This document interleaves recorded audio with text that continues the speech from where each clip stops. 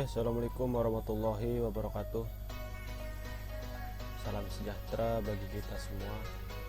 Bertemu lagi di pengantar teknologi informasi. Di pertemuan ketiga kali ini kita akan membahas tentang operating system, atau kita biasa sebut dengan sistem operasi. Ini operating system. Kita langsung saja ke materi. Nah, ini harapan saya ketika teman-teman sudah menerima materi ini, materi dari saya tentang sistem operasi ini, harapan saya diharapkan mahasiswa mampu menjelaskan jenis dan fungsi sistem operasi pada komputer. Nah, ini harapan saya, hanya ini bisa menjelaskan jenis dan fungsi sistem operasi pada komputer. Langsung saja kita ke materi ini. Materi kita, materi yang pertama ada fungsi sistem operasi, yang kedua ada tipe sistem operasi, yang ketiga sistem operasi standalone, yang keempat utility program. Software system terdiri dari program yang mengendalikan dan memelihara peralatan operasi komputer. Nah, ini software ini terdiri daripada program-program yang mengendalikan maupun memelihara peralatan operasi pada komputer.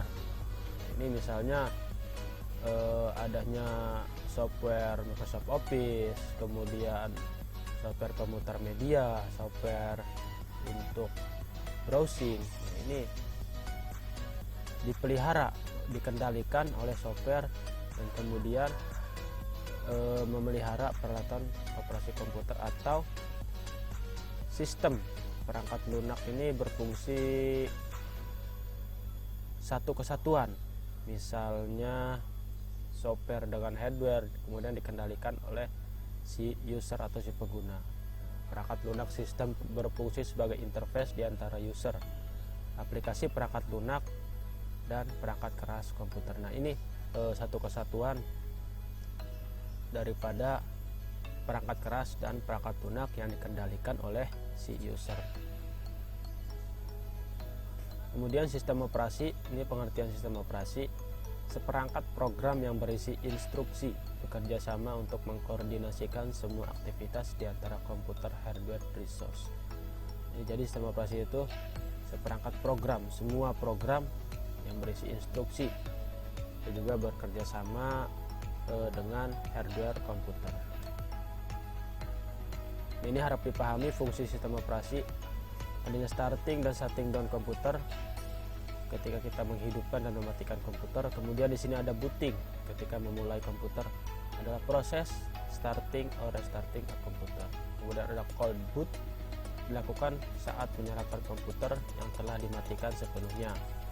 Kemudian di sini ada warm boot, adalah proses menggunakan sistem operasi untuk merestart komputer.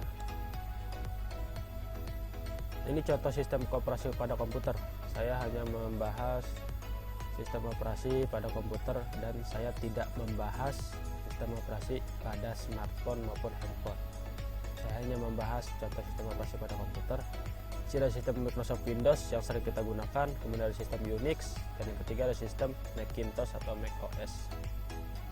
Nah, ini pada sistem operasi Windows ada beberapa tipe-tipe Windows. Misalnya yang pertama Windows 95, Windows 98, Windows ME, Windows NT, kemudian ada di era 2000-an Windows 2000, kemudian ada Windows XP, kemudian ada Windows Server 2003, adanya Windows Vista, Windows Server 2008, kemudian ada Windows 7 atau Windows 7 yang dirilis pada tahun 2009. Nah, kemudian ada Windows 8 yang dirilis pada Oktober 2012, dan yang terakhir yaitu Windows 10 dirilis pada tahun 2015 pada bulan Juli. Sebetulnya ada Windows 9 yang dirilis tetapi tidak menggunakan angka 9, tetapi Microsoft Windows itu menggunakan angka 8.1. Nah, itu Windows 8.1 adalah Windows 9. Nah, ini berbagai macam Unix dan kemudian berbagai macam jenis tipe daripada Macintosh. Nah, sekarang terus update Macintosh.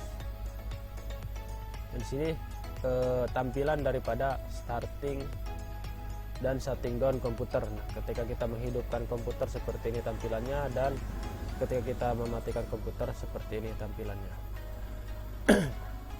Di sini ada sleep mode, menyimpan semua dokumen dan program yang terbuka ke RAM. Kemudian mematikan semua fungsi yang tidak dibutuhkan, memposisikan komputer dalam tegangan atau daya rendah. Nah, di sini ada pengertian hibernate. Fungsi hibernate menyimpan semua dokumen dan program yang terbuka ke hard disk sebelum melepaskan daya dari komputer. Nah, ini contohnya ada di Microsoft Windows 7. Windows 7 ini tampilan ini hanya di Windows 7. Mungkin di tampilan Windows 10 beda lagi. Nah, ini seperti ini tampilan Windows 7. Oke, kita next. Fungsi sistem operasi. Nah, ini berupa pesan display atau pesan pada screen ketika kita boot pada komputer, ketika kita memulai atau menghidupkan komputer. Adanya BIOS.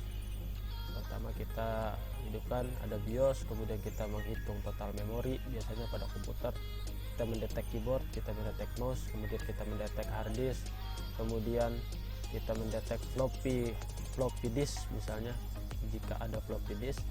Kemudian kita ada pesan starting Windows berupa animasi. Nah, itu berputar biasanya animasi starting Windows yang di versi Windows 10. Kemudian ada soundcard dan CD atau DVD driver. Biasanya kita untuk menginstal Windows pada DVD ke laptop maupun ke komputer. Nah, itu akan kedetek kita pengaturannya ke BIOS boot menu. Nah, seperti itu. Nah, ini hanya gambaran saja. Nah, ini fungsi sistem operasi. Semua perangkat media yang ada di CPU, yang ada di monitor, nah ini semua terdetek oleh komputer, oleh sistem operasi. Kemudian menyediakan user interface. Ya, user berinteraksi dengan perangkat lunak melalui user interface, di mana user mengontrol cara memasukkan data, memberikan instruksi, dan cara menampilkan informasi pada layar. Nah, ini contoh tampilan start menu pada Windows 8.1. Jadi user ini berinteraksi dengan perangkat lunak melalui interface. Nah, terserah kita kan.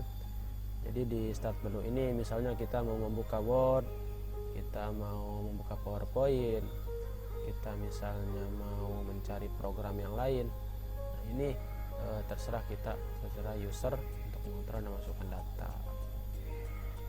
Kemudian nah ini adanya CMD.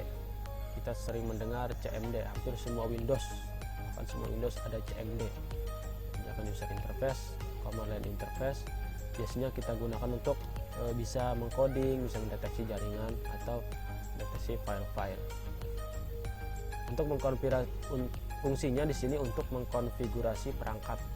Fungsi yang kedua mengatur sumber daya sistem. Yang ketiga problem solving terhadap koneksi jaringan. Yang terakhir di sini ada administrator jaringan. Jadi di sini dia bisa sebagai administrator jaringan. Ketika kita hendak mengubah jaringan atau mencari ID jaringan, nah ini bisa menggunakan command prompt. Nah, pengertian single user dan multitasking bekerja pada 2 atau lebih program terhadap memori dalam waktu bersamaan. Nah, ini kita komputer-komputer di era sekarang itu sudah pasti multitasking. Semua bekerja, beribu-ribuan aplikasi itu bisa dijalankan dalam waktu bersamaan. Misalnya saya kasih contoh di sini.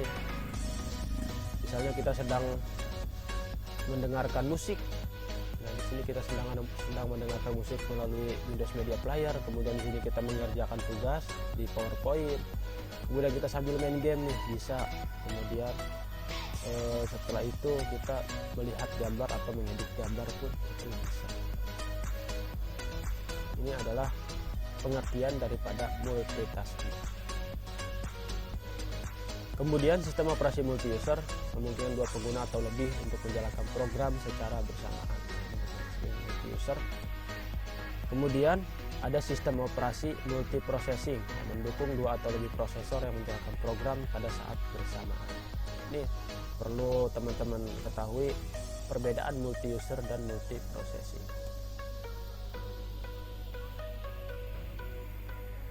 Di sini ada standalone OS, standalone sistem operasi lengkap yang bekerja pada komputer desktop, komputer netbook atau perangkat komputasi mobile. Disebut sebagai operasi klien berhubungan dengan sistem operasi server. Ini gambar ini termasuk standalone operating system. Dari HP, netbook misalnya ini ataupun iPad menggunakan sistem operasi standalone. Sistem operasi klien dapat beroperasi dengan atau tanpa jaringan. Jadi sistem operasi klien ini kita bisa menggunakan tanpa jaringan internet. Oke, kita lanjut ke section kedua, adanya managing memory. Apa sih managing memory itu? Kita akan bahas di sini. Managing memory adalah atau memory management mengoptimalkan penggunaan RAM atau random access memory. Nah, jadi managing memory itu kita mengoptimalkan penggunaan RAM. Misalnya kita menggunakan aplikasi Photoshop beberapa jam, kemudian kita menggunakan aplikasi Word beberapa jam, kemudian main game kita beberapa jam, itu akan ada tampilannya di Task Manager. Nanti kita akan belajar di Task Manager. Itu kita bisa memanage, atau misalnya kita mengclose paksa daripada sebuah aplikasi, itu bisa ya. Kemudian ini memori virtual adalah konsep di mana sistem operasi mengalokasikan sebagian media penyimpanan biasanya hard disk berfungsi sebagai RAM tambahan. Jadi di sini hard disk juga bisa berfungsi sebagai RAM tambahan pada komputer. Ini pengertian spooling. Apa sih spooling? Biasanya kita mendengar spooling. Spooling itu ketika kita hendak mengeprint kepada printer, sebuah perangkat printer. Jadi ibaratnya spooling itu mendownload file terlebih dahulu, ke hard disk langsung kita ke printer. Misalnya tugas skripsi teman-teman nih berupa Microsoft Word akan dicetak ke printer. Si printer itu tidak langsung ngeprint, jadi ada jeda beberapa detik atau beberapa waktu. Misalnya ukuran si skripsi teman-teman misalnya 2 MB. Nah, jadi pas di printer itu nanti si file itu akan di-download terlebih dahulu oleh si printer melalui media apa? Melalui media hard disk. Nah, kemudian barulah ditransfer ke printer dengan cara mencolokkan printer, atau yang sekarang berbasis WiFi itu bisa. Kemudian di sini ada buffering. Buffer adalah area memori yang menyimpan data ketika mereka sedang dipindahkan antara 2 perangkat atau antara perangkat dan aplikasi. Ini buffer biasanya kita menggunakannya pada RAM. Buffer yang paling 3 alasan. Untuk mengulangi kesalahan yang terjadi karena perbedaan kecepatan antara produsen dengan konsumen dari sebuah stream data. Ini menyesuaikan device yang mempunyai perbedaan dalam ukuran transfer data.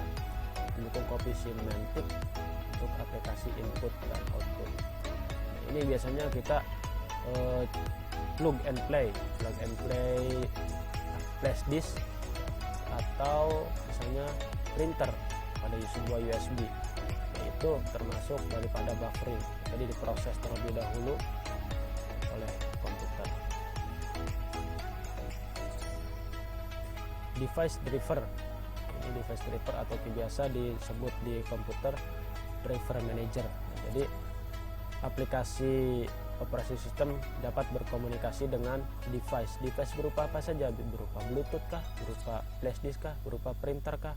Nah, misalnya kita hendak ngeprint tugas skripsi tadi.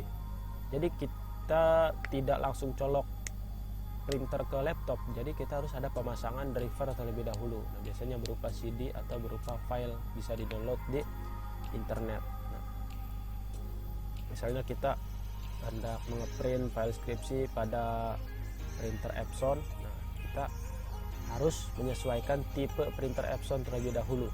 Nah, kita baru memasang device driver tersebut ke komputer. Setelah itu, setelah penginstalan, barulah akan terbaca oleh komputer. Termasuk internal komputer juga pada driver manager berupa soundcard.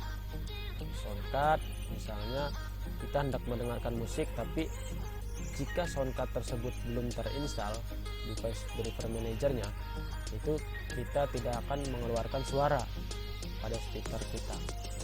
Makanya di sini kita harus menginstal device driver soundcard terlebih dahulu.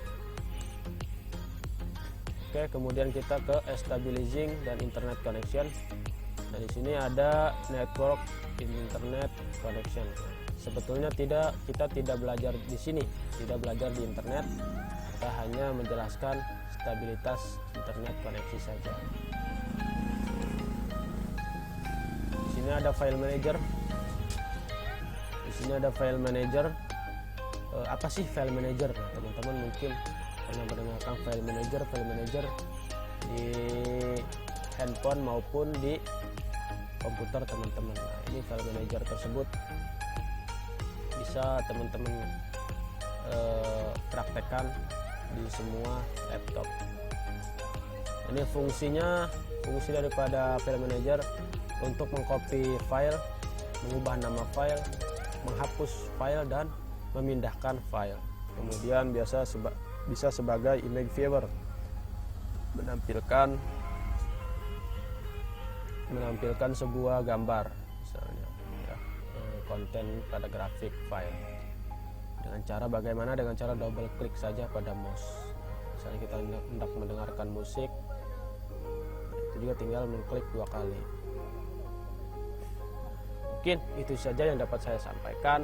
Nah, ini daftar pustaka saya daripada pertemuan ketiga Fermat Sebok von Campbell Friedenberg pada tahun 2016. Nah, ini teman-teman bisa mencari bukunya di Discovering Computer 2016.